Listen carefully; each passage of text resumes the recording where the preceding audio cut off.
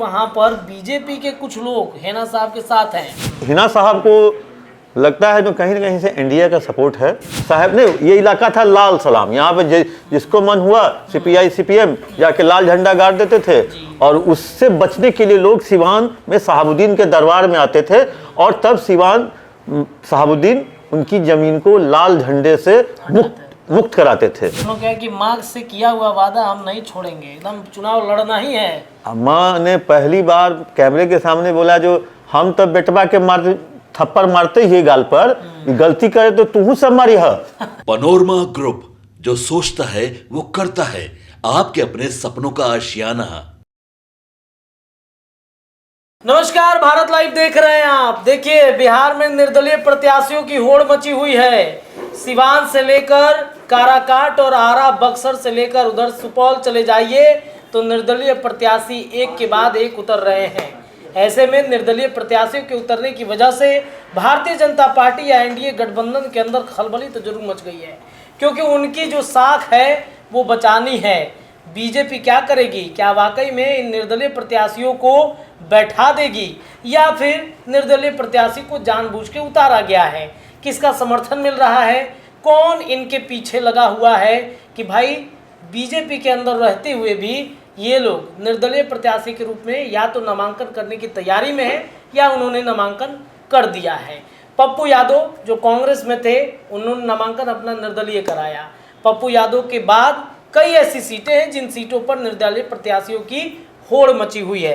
हमारे साथ झा जी जुड़ गए हैं, सीनियर जर्नलिस्ट हैं, तो इनसे चर्चा करते हैं कि क्या वाकई में निर्दलीय प्रत्याशियों की वजह से एनडीए या फिर भारतीय जनता पार्टी टेंशन में आ गई है। झा जी, ये बताइए कि निर्दलीय प्रत्याशी जो है मैदान में, बीजेपी सपोर्ट कर रही है कि उनको बैठाना चाहती है? बीजेपी तो उनको बैठाना चाहती है। सबसे पहला हम आते हैं जो बीजेपी की जो परंपरागत सीट है बक्सर जी, हम वहीं से स्टार्ट किए हैं। जब आप बीजेपी की टेंशन की बात कह रहे हैं, वहाँ अश्विनी चौबे का टिकट लेकर के मिथिलेश तिवारी को दिया गया। जी बिल्कुल। वहाँ से आरजेडी ने टिकट दिया है आरजेडी के प्रदेश अध्यक्ष जगदानंद सिंह के पुत्र सुधाकर सिंह को। जी। इस बीच में सुनने में आया है जो ददन पहलवान भी कूद गए हैं या कूदने की घोषणा करने वाले हैं। चुनावी अखाड़ा में वो भी कूदेंगे? हाँ, वो भी इस बार कूदेंगे। जीतेंगे कि नहीं? जीतेंगे नहीं, लेकिन किसी को हरा जरूर देंगे। अच्छा, किसी को हरा जरूर देंगे, जीत तो नहीं। किसके लिए खड़े हो रहे हैं ये भी तो पूछना जरूरी है। वो नाराजगी में कुछ लोग खड़े होते हैं। किसका वोट काटेंगे? वो आरजेडी का वोट काटेंगे। आरजेडी का काटेंगे? आरजेडी का पक्का काट लेंगे, बीजेपी को रहेगा, क्योंकि वहाँ डुमराव में इलाका में उनका वर्चस्व है। जी। वो निर्दलीय भी खड़ा हुए थे या वैसे भी खड़ा हो जाते हैं, 40-50 हज़ार वोट ले आते हैं, तो 40-50 हज़ार मायने रखता है। बिल्कुल बिल्कुल। और एक है आनंद मिश्रा। आनंद मिश्रा के बारे में सोशल मीडिया पर और पूरे कहें जो मीडिया जगत में सब जगह बात आ गई थी, जो उनकी बीजेपी से बात हो गई है, वो वीआरएस ले रहे हैं, वो आईपीएस हैं, उन्होंने ये मारा वो मारा, उन्होंने इतना इनकाउंटर किया, ये किया। हाँ, सिंघम अवतार में यहाँ आए हैं और एक युवाओं की टोली लेकर के वो घूम रहे हैं बक्सर में। वो बुलेट पर घूम रहे हैं और इस गर्मी में बुलेट पे घूम रहे हैं और लोगों को दिखाना चाह रहे हैं जो मैं बक्सर की माटी से। झा जी, सबसे बड़ी बात है कि भोजपुरी में बतिया रहे हैं तो बड़ा लोग अट्रैक्ट हो जा रहा है। हाँ, और एकदम देसी अंदाज में बतिया रहे हैं। वो मंदिर में जाके दंडवत हो जाते हैं, वो कहीं किसी घर में घुस जाते हैं तो बूढ़ी जो रहती है उनका पैर छू लेते हैं। अब भाभी भी कहते हैं, बेटी भी कहते हैं, माँ भी कह रहे हैं, चाची को कहते हैं। हाँ, चाची को कहते हैं। तो ये मामला बक्सर का फंसा हुआ है।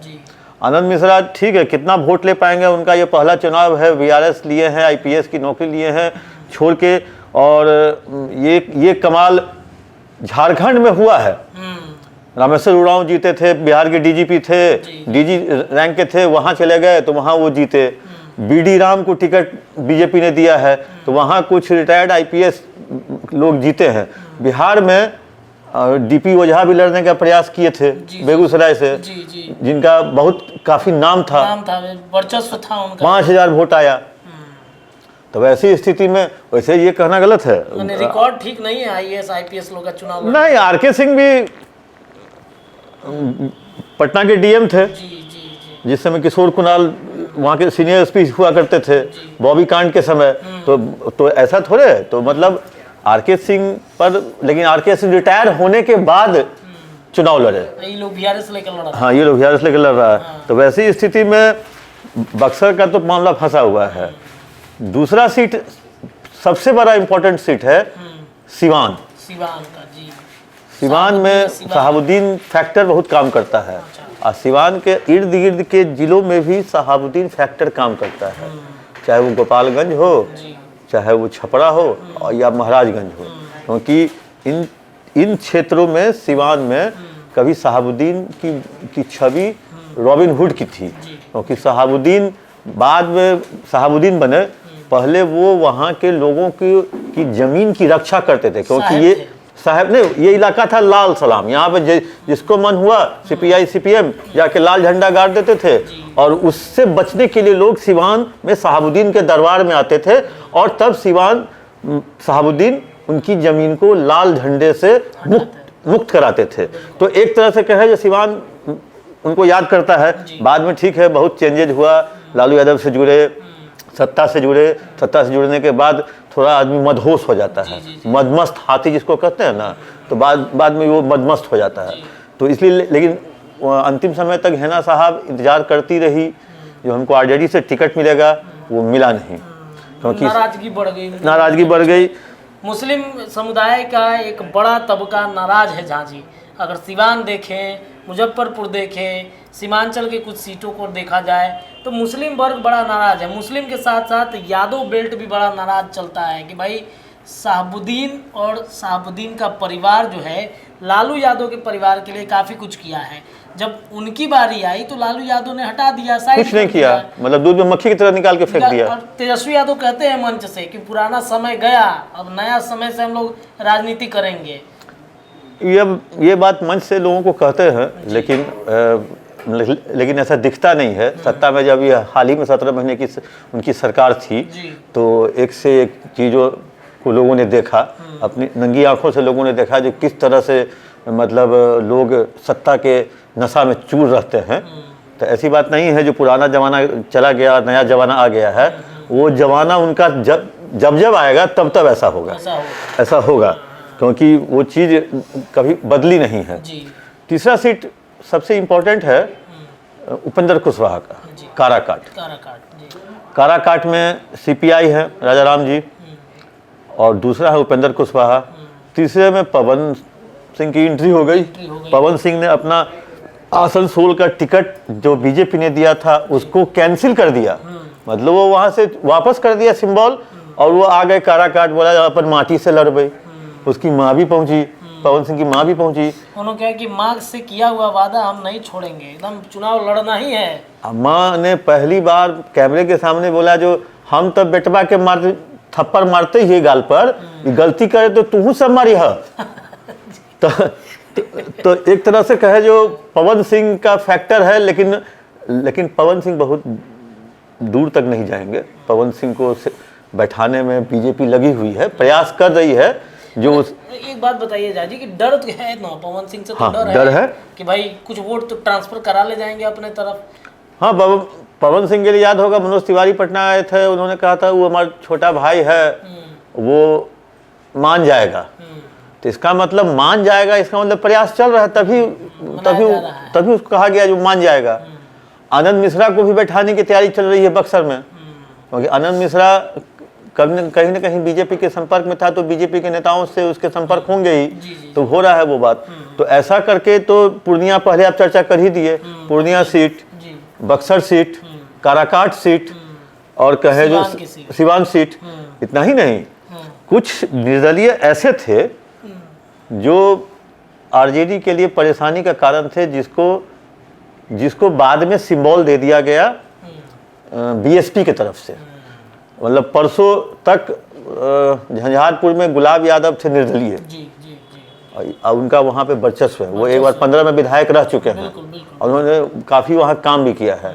अचानक बीएसपी ने टिकट दे दिया, तो वो वहाँ पे परेशानी का कारण बन सकते हैं महागठबंधन के लिए, एनडीए का ही वोट काट सकते हैं। तीसरा आ जाइए, को एनडीए के लिए परेशानी का कारण हो सकता है जहानाबाद। जहानाबाद में अरुण कुमार पहले निर्दलीय थे, बाद में उन्होंने बीएसपी ज्वाइन कर लिया, वो वहाँ से ताल ठोक रहे हैं जहानाबाद से।